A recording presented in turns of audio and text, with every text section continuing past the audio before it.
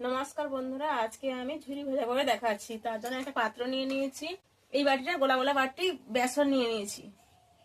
স্বাদ মতন লবণ দিয়ে দিচ্ছি, চাউমিন মশলা দিয়ে দিচ্ছি 1 প্যাকেট দিয়ে এবারে সব উপকরণগুলো মাখিয়ে নেব। আর সব উপকরণগুলো মাখানো হয়ে গেছে। এবারে অল্প অল্প জল দিয়ে মাখিয়ে নেব। এইভাবে আমি ফাটিয়ে নিচ্ছি বেসনটা।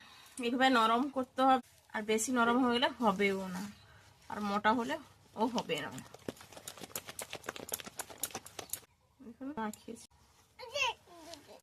আমি ডাইসে ভরে নিয়েছি ছিদ্রগুলো, দেখো। এবারে দিচ্ছি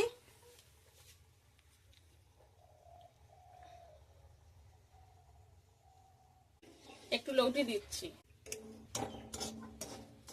দেখো বন্ধুরা, কত সুন্দর হয়েছে। কালারটাও কত সুন্দর হয়ে গেছে। তুলে নিই মুচমুচে।